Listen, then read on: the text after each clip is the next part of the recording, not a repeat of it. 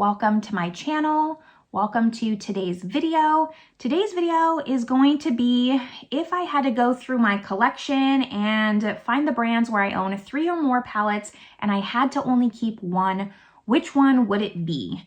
I thought this was really kind of an interesting video to do. It really made me think a lot on just what palettes kind of fill gaps in my collection here. So I have 19 palettes to talk about. I'm gonna go over all of them with you, why I would choose them, etc. So if that sounds good to you, make sure you give this video a thumbs up.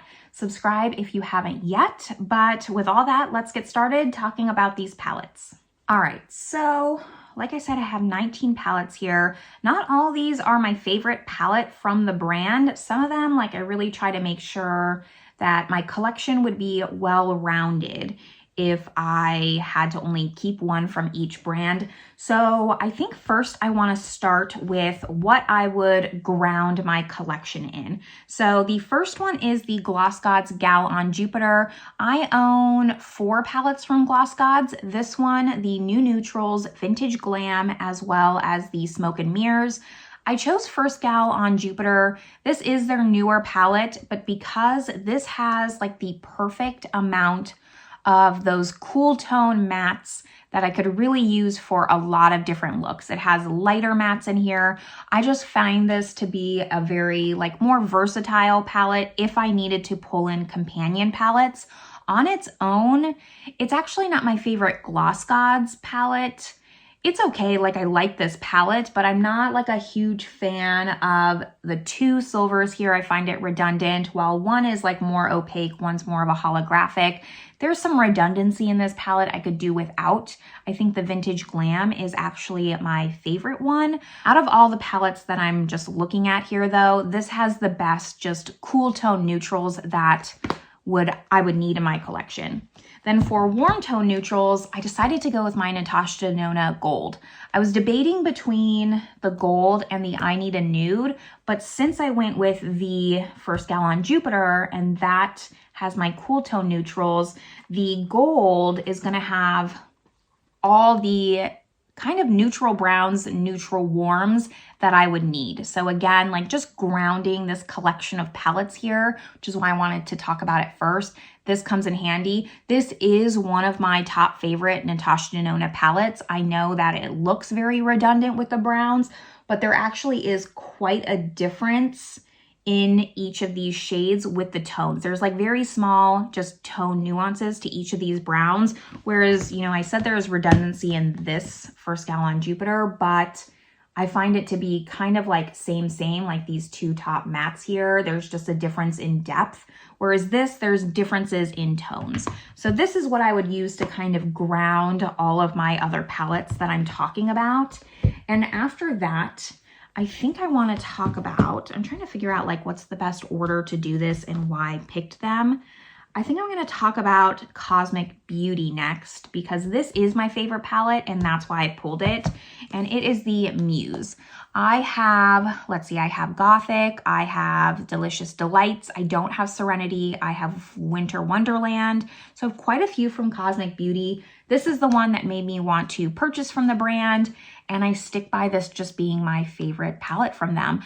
I find their formula pretty, you know, the same, consistent across the board, but this is the most unique color story I think in my collection overall. I love this Softly shade here. It's so pretty and something I don't see a lot. It's like a sage greeny gray. It's so cool. This antique shade kind of reminds me of Pale Moon from the Gothic palette. You have purples, you have greens. I love all the tones in here. You still kind of have like this mustardy yellow. I'm not a big yellow person, but at least I have one if I wanted it. And I could not do without this palette. This was hands down the one I was gonna have to keep. The other one I was gonna have to keep that was just my favorite from the brand is the Glaminatrix Rich Romantic. I talk about this palette so much, but I really, really love it. I considered the Nearly Natural palette, but since I have my 2 neutral palettes, I decided I was going to stick with Rich Romantics, which is my favorite. This is going to be kind of like more my springtime palette. You have some really pretty, just light pinky tones. Love purples, can never get enough of it. Plus just your brownie greens, which I also just love. The shimmers in this palette are just fantastic, so I could pair any of these shimmers with some of my more neutral palettes and get a ton of different looks. I especially love this Captivating shade. I mean, Glaminatrix shimmers, I just stand by it. They're so pretty. They're just really thin on the lid while providing like maximum sparkle. I like them so much. They don't have a lot of texture where they provide a lot of fallout. Overall, like, this is my favorite Glaminatrix palette, and I would have to have it out of all of my Glaminatrix palettes. Next, let's see. Let's just talk about Oden's Eye, because I have quite a few Oden's Eye palettes as well. I have the Sea Talk palette. I have all 4 of the holiday palettes. I recently did a review on the Legendary Diversid Part 2 collection that came out, and I ultimately went with Flora Story. This, again, just like the Muse palette, this is the reason I wanted to purchase from Oden's Eye in the future and kind of got me down that rabbit hole of Oden's Eye. I love pinks and greens, what can I say? And this is a pink and green palette. So of course I had to pick this one. I also really love the Sea Talk palette, but I love this one more, and it just has more of the shades that I'm gonna use every day. I love this like iridescent kind of shifty shade, and the Sea Talk palette doesn't have this kind of shade in it. So that really also pushed it over the edge. Love this shroom. The mattes are just the perfect tones for me with the shimmers. I maybe only don't like this shade. It's a little bit too blue, like greeny blue teal for me. But other than that, like, this is a perfect color story for me. So this would be the Oden's Eye palette I would keep for sure. And then should we go over some of my just like small palettes? I wouldn't say this like adds anything to my collection as a whole. This is more just the ones that I like the most about the brand. I have all 5 palettes from Lisa Eldridge, and the one I decided to keep is the Sorcery palette.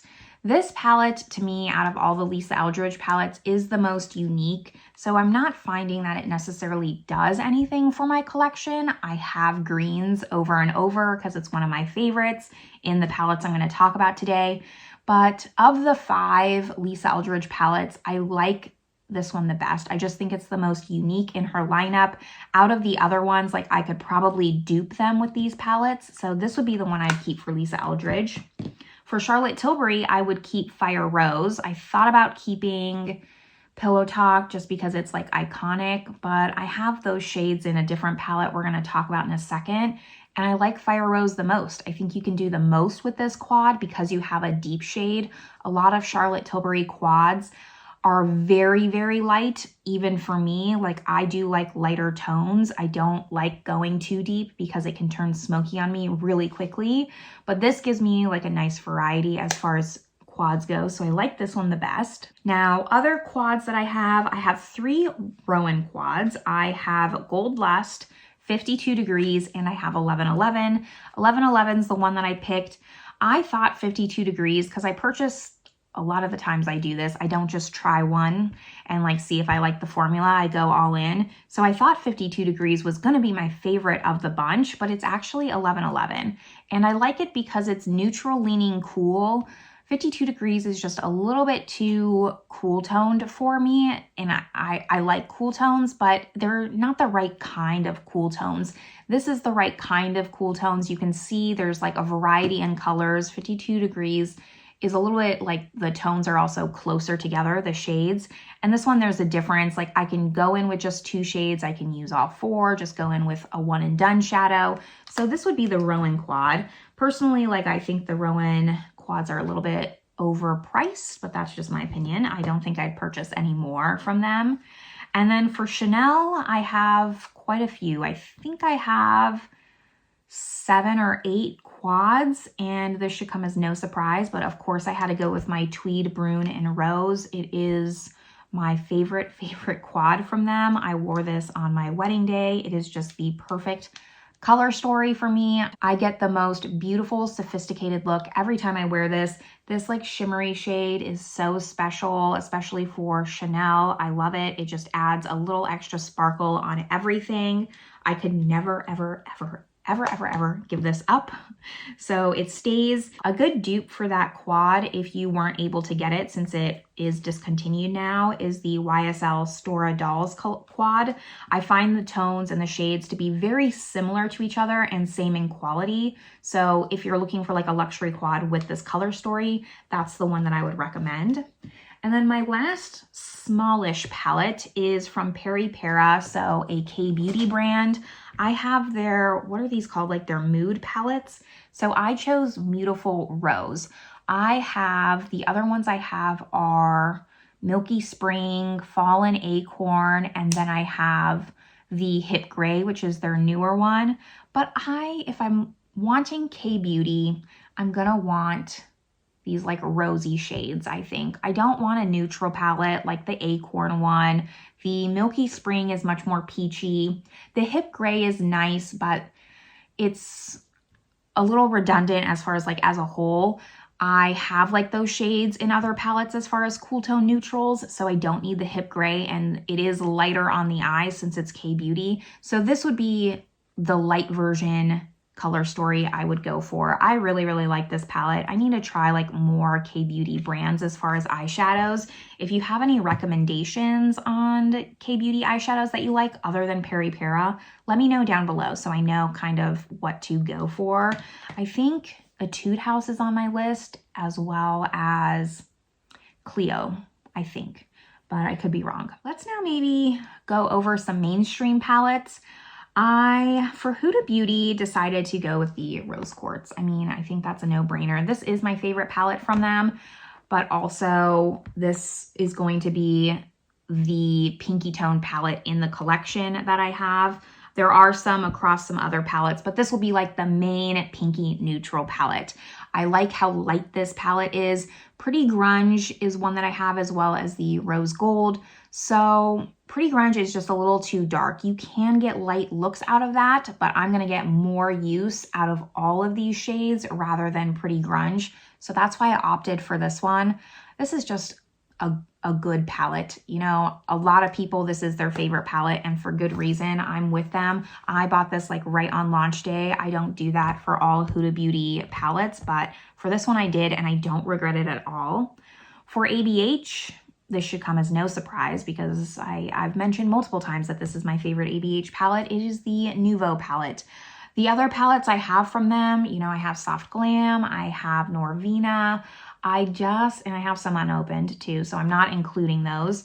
But Nouveau is what made me like understand the hype behind ABH. Before then, I was really just following the masses, so to say, and believing everyone that it was the best formula or a good formula for mainstream.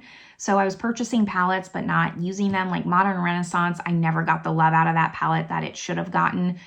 I just like this one so much more. It has that warmth, but it's like an earthy warmth. It's very reminiscent of like dirt. That sounds bad, but like that richness of the soil with these mattes. I love it so much. Plus the pop of purple. It just is overall like the #1 palette I would recommend to anyone, even if they weren't into makeup, especially if they weren't into makeup. This is one of the palettes I think I would recommend to people, and I couldn't do without it. So that's why that one stays.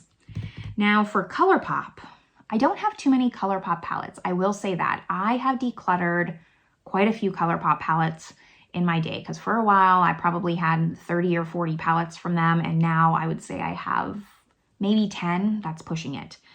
I decided to go with the Sailor Moon for Love and Justice palette.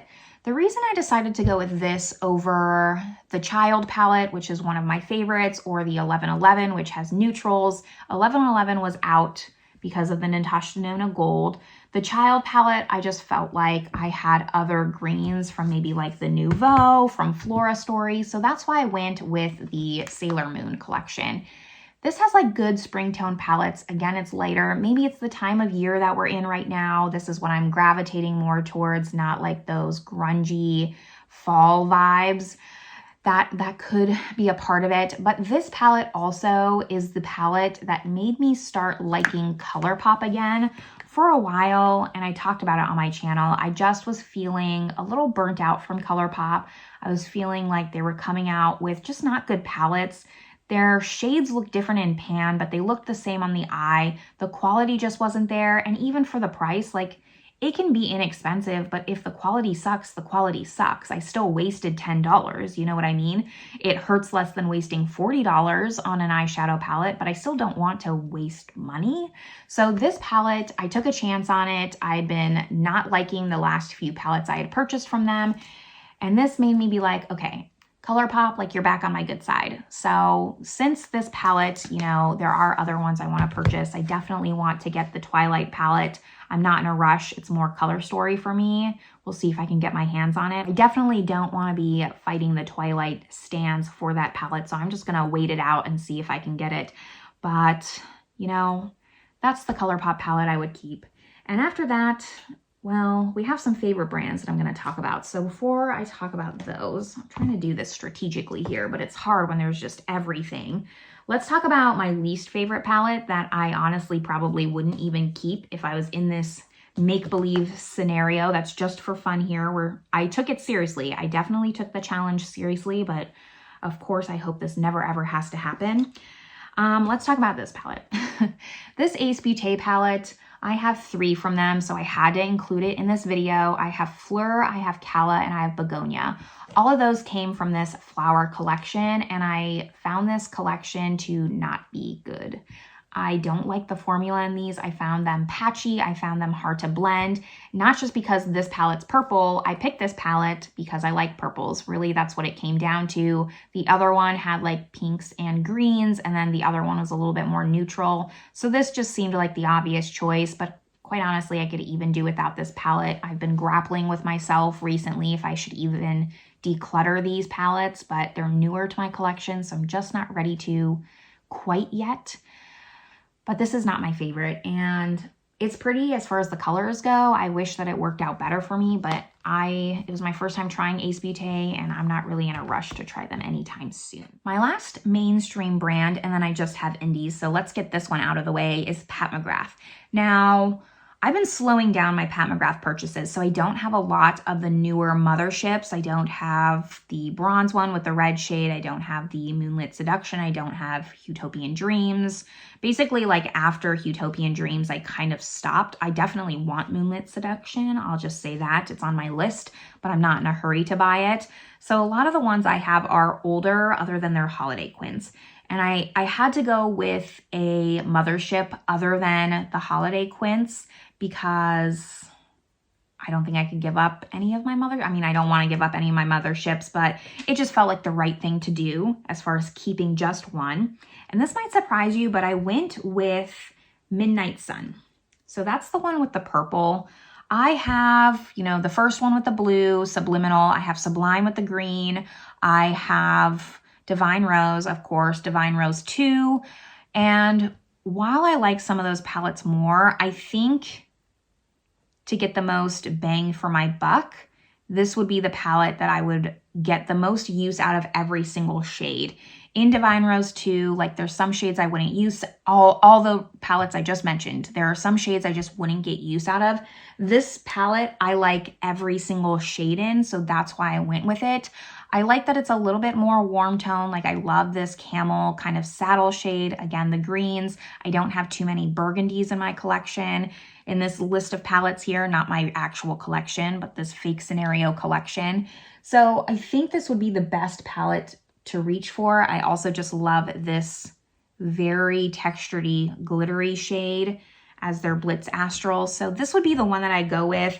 I quite like this. I think even in my ranking all of my Pat McGrath palettes, which I'll link, I think I ranked that one pretty high. And it's just surprising to me because it seems like that is one of the least popular mothership palettes. It's one of the ones I always see on sale. Even when Pat McGrath's not doing a sale, I see that palette on sale. So let me know if you like that palette as much as I do, because it seems like an unpopular opinion.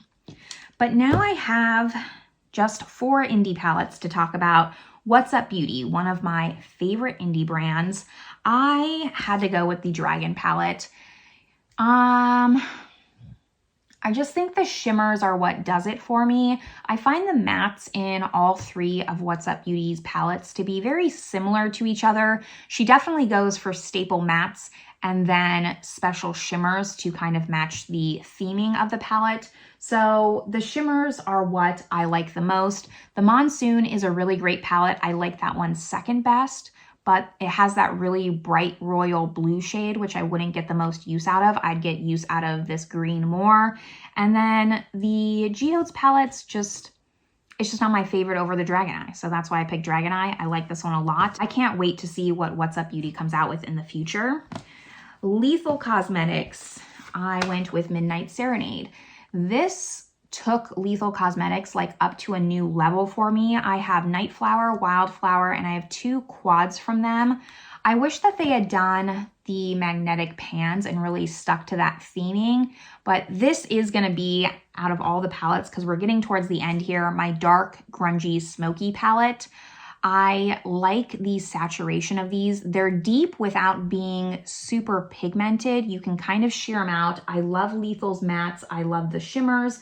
I think since trying more indie shimmers, their shimmers don't impress me as much as some other indie shimmers now, but I still do really like them, and I really like the mattes here. This is just a well-rounded palette in my opinion, and like I said, I like Lethal Cosmetics, but I had like a whole new appreciation after trying this palette from them. And then the last 2 palettes I have are definitely like my newest palettes, so this could change. I'm saying this could change because they're still technically in my speed review drawer. I haven't fully tried out all 3 palettes. I'm gonna first talk about Unearthly. I picked the Dreamer palette.